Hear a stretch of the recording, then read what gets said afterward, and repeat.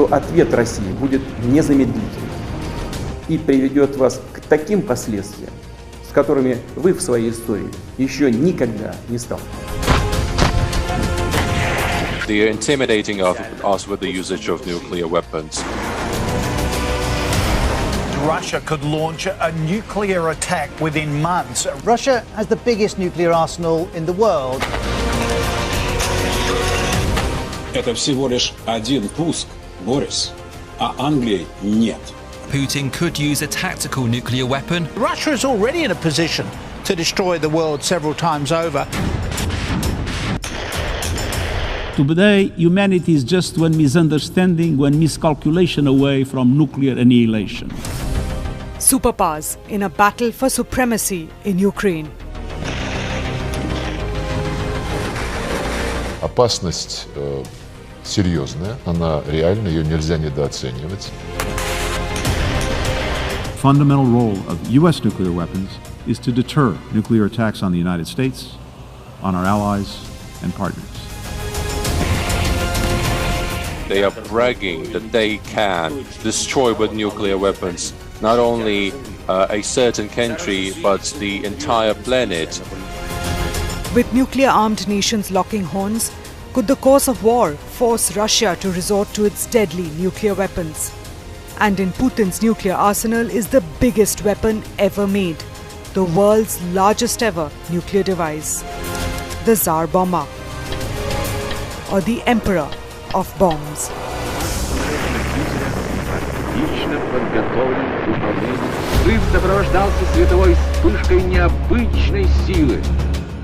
October 30th, 1961, the peak of the Cold War, and Soviet leader Nikita Khrushchev sent an unmistakable warning to the West.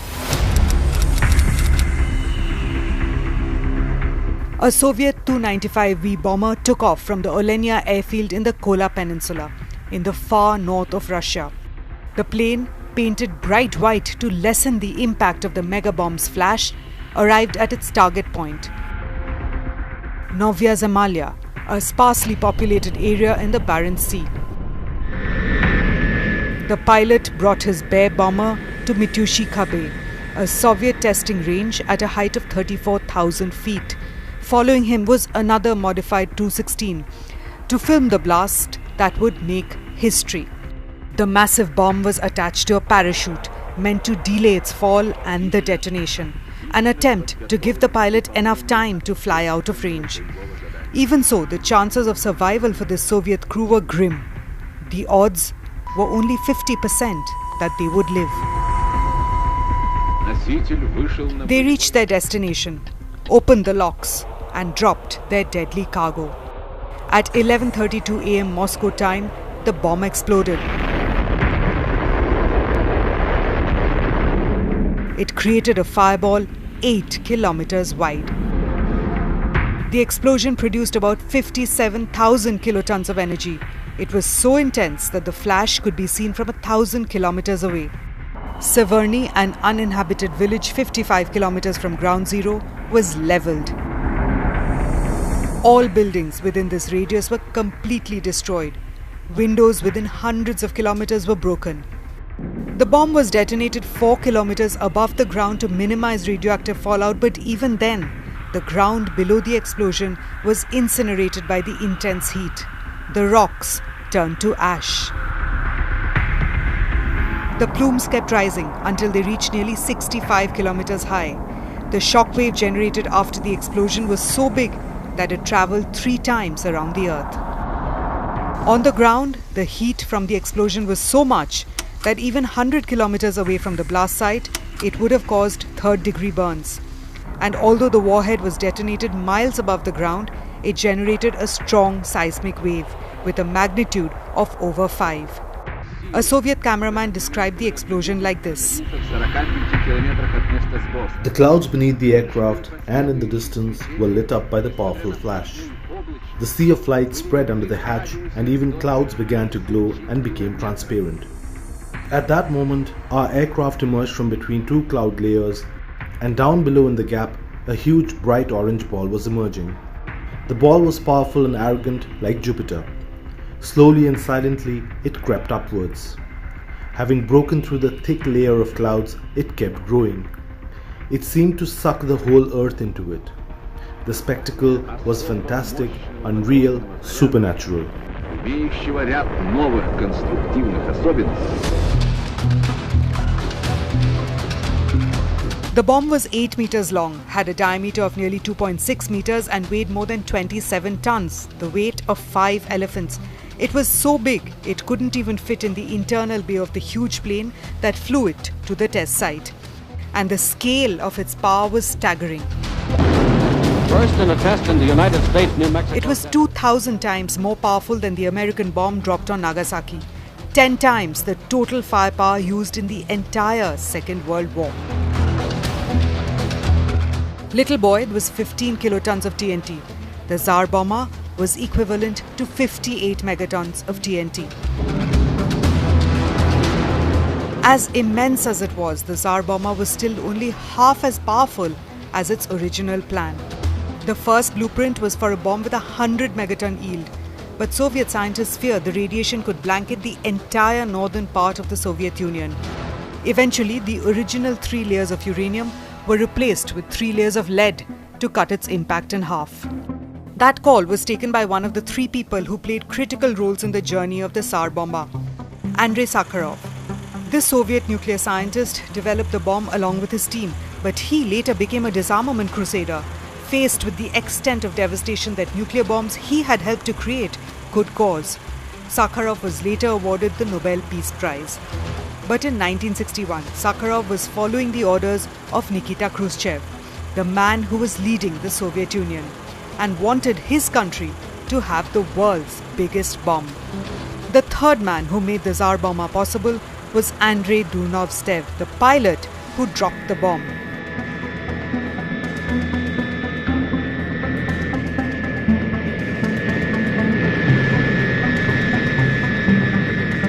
Durnovtsev managed to fly his plane almost 45 kilometers away before the bomb that he had dropped exploded. But the blast still knocked him off course, with his Ware bomber dropping nearly a kilometer towards the ground. Luckily, the pilot managed to regain control, and against all odds, the plane landed safely. Durnovtsev was later promoted to the rank of Lieutenant Colonel and named a hero of the Soviet Union.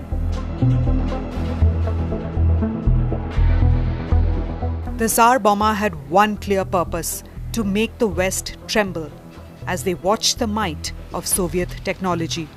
Before the Cold War started in 1947, the race to acquire the world's most destructive weapon had already begun. The US had already conducted the world's first nuclear test in 1945, and in August the same year, it ended the Second World War by dropping 2 nuclear bombs on Hiroshima and Nagasaki. It was this display of American power that prompted Joseph Stalin to order the development of Soviet nuclear weapons within 5 years. In August 1949, the Soviet Union conducted its first nuclear test, codenamed RDS-1, at the Semipalatinsk test site in modern-day Kazakhstan. Meanwhile, the United States tested the world's first hydrogen bomb, called Mike, in 1952, and its biggest nuclear device called Castle Bravo in 1954. A frosty Cold War had given way to a nuclear arms race. Soviet scientists were also working on developing a hydrogen bomb and managed to test their first in 1955. But Nikita Khrushchev went a step further and ordered the creation of the most powerful bomb ever made. Although its code name was supposed to be Ivan or Vanya, most of the Soviet scientists who developed the world's biggest bomb, including Andrei Sakharov, called it just that, the Big Bomb.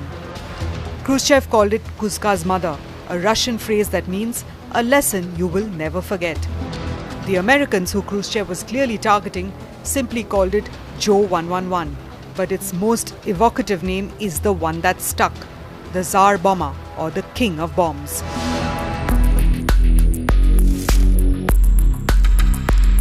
The Tsar bomber was a hydrogen aerial bomb, something that's also known as a thermonuclear weapon, a more advanced and powerful version of an atomic bomb. While atomic bombs use either uranium or plutonium in most cases, hydrogen bombs also need additional isotopes of hydrogen called deuterium and tritium. As a result, the reaction that causes the explosion is also different.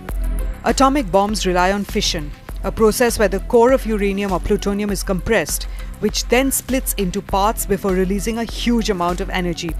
Hydrogen bombs, on the other hand, not only use the energy from fission, but also from secondary fusion, making the explosion much stronger. In fact, Andrei Sakharov, its maker, used the Sloika method by alternating layers of deuterium, an isotope of hydrogen, and uranium. Testing the world's largest and most dangerous weapon was just the beginning. Just months after the detonation of the Tsar Bomber, Khrushchev ordered the detonation of another megaton bomb. In fact, Soviet scientists detonated a total of 79 nuclear bombs in the following year.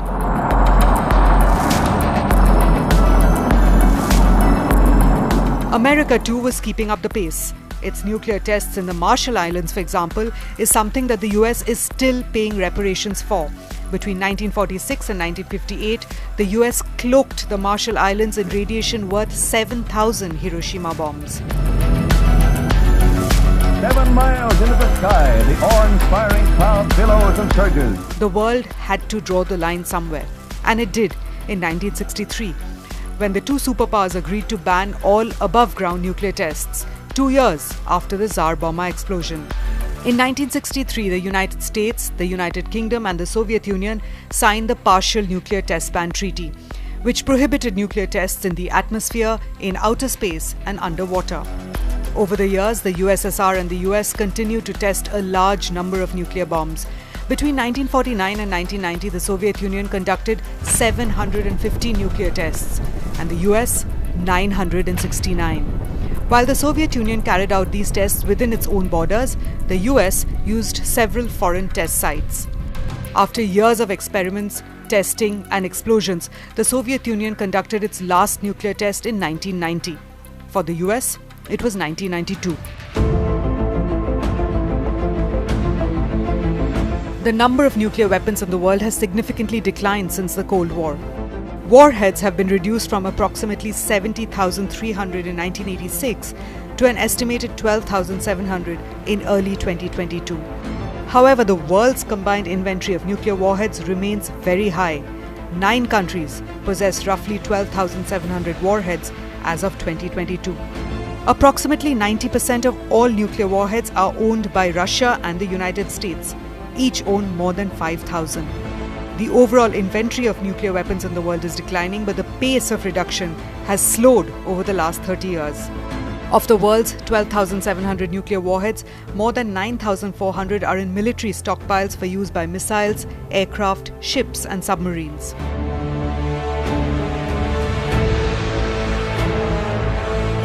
Russia released classified footage of the world's largest nuclear explosion only in 2020 to mark the 75th anniversary of Russia's atomic industry. And it is perhaps most effective as a signal, nothing more, of Russia's power.